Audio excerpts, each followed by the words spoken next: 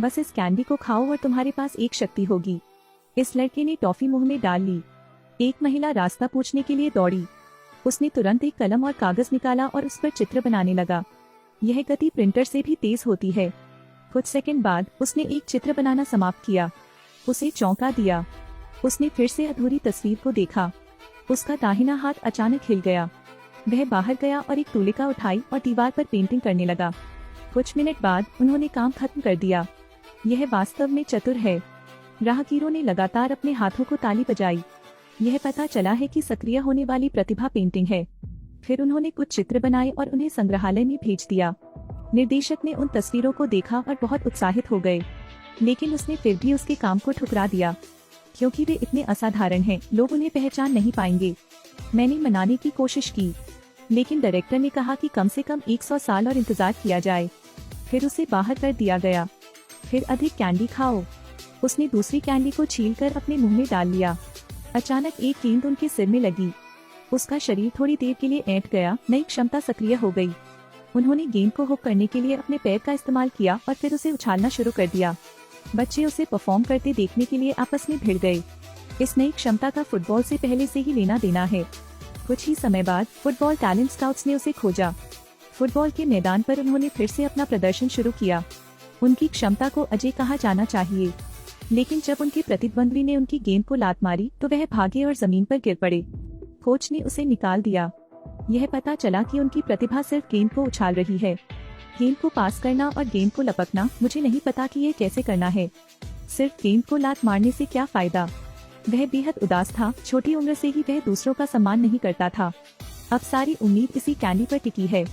उसने एक लाल कैंडी निकाली और उसे अपने मुंह में डाल लिया, लेकिन इस बार ऐसा कुछ नहीं हुआ। उसने गिटार बजाने की कोशिश की, लेकिन उसकी आवाज अभी भी बेहद विनाशकारी थी। वह काम करने के लिए रेस्तरां गया था। आज वह कुछ मिनट पहले ही पहुंच गया। अपने सहकर्मी को फिल्म देखते देख अचानक उसका दिमाग। अब 12 घंटे 42 मिनट हो गया है। बॉस अभी तक नहीं आया है और तिजोरी की चाबी कोठरी में है। बस पिछले दरवाजे से प्रवेश करें, तिजोरी की चाबी ले लें। फिल्म 12:45 बजे खत्म होगी। तब आपके पास पैसे प्राप्त करने के लिए केवल 3 मिनट का समय होता है। फिर बाहर जाओ और शिपिंग होने का नाटक करो। बॉस को इस सहयोगी पर जरूर शक होगा। बॉस ने धक्का देकर दरवाजा खोला और देखा कि वह तिजोरी के सामने खड़ा है। उसने अपना दिमाग खो दिया। लगभग एक अपराध किया। क्या इस बार की क्षमता हो सकती है? उसने और सोचने की हिम्मत नहीं की।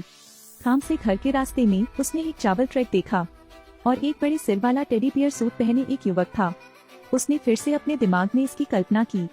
बस उसे पीछे से मारो, उस सूट को पहन लो।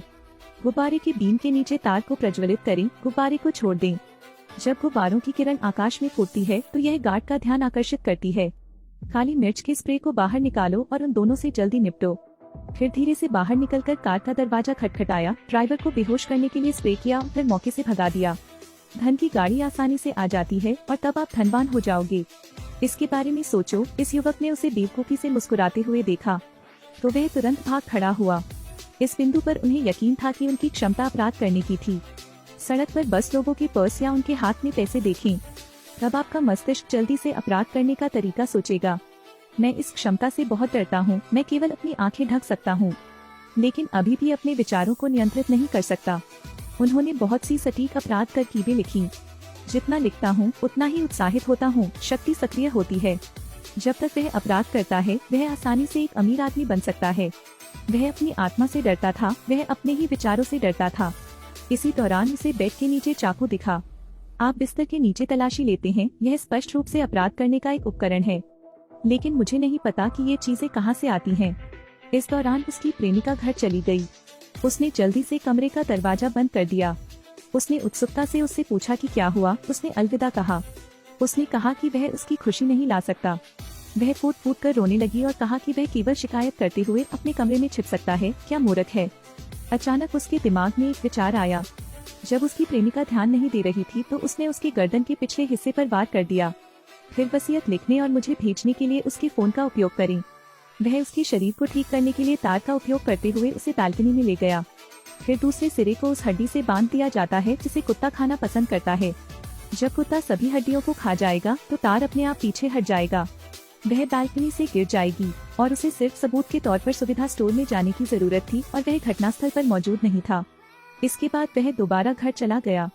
वह दुखी होने का नाटक करता है। बता दे कि पुलिस फोन पर मैसेज पढ़ती है, फिर गवाही देने के लिए सुविधा स्टोर के कर्मचारी का उपयोग करें। वह अचानक हंसते हुए कमरे से बाहर चला गया। उसे क्या हुआ? आपके पास एक प्रतिभा है, मैं इस प्रतिभा का अच्छा उपयोग करूंगा, तुम कामयाब होगे बड़ा भाई। एक शव जमीन पर गिरा। पुलिस ने घटनास्थल की घेराबंदी की। कुछ देर बाद एक जासूस अंदर आया। पुलिस का कहना है कि यह दृश्य आत्महत्या जैसा लग रहा है। बालिका बालकनी से गिरी थी जिसके पति ने वसीयतनामा कराया था। जासूस ने सफेद कपड़ा उलट दिया। लड़की मर चुकी थी। यह आत्महत्या नहीं है। जासूस ने कहा कि उसके सिर पर 2 घाव थे। एक चोट ऊंचाई से गिरने और किसी कठोर वस्तु से टकराने के कारण होती है। किसी की हत्या की गई होगी। सबसे बड़ा शक उसके पति पर है। उन्होंने कहा कि उन्होंने बहुत सावधानी से इसकी गणना की, लेकिन गलत हवा की दिशा और कोण। पति भागने के लिए मुड़ा लेकिन उसने पकड़ लिया। उसने आखिरकार कबूल कर लिया। जासूस बनने के लिए उसे केवल 3 साल चाहिए। क्रिमिनल साइकोलॉजी को उनसे बेहतर कोई नहीं समझ सकता। उसने अपनी प्रेमिका से शादी कर ली है, लेकिन उसकी आवाज अभी भी कांपता है। हालांकि उन्हें अभी भी गिटार बजाने में मजा आता है। पत्नी ने उधार लिया अपना गिटार। देखिए यह मुश्किल गाना जिसे वह भी बजा सकती है। उसने आश्चर्य भरी निगाहों से उसकी ओर देखा। यह पता चला कि उसने इस क्षमता सक्रिय कैंडी को भी खा लिया।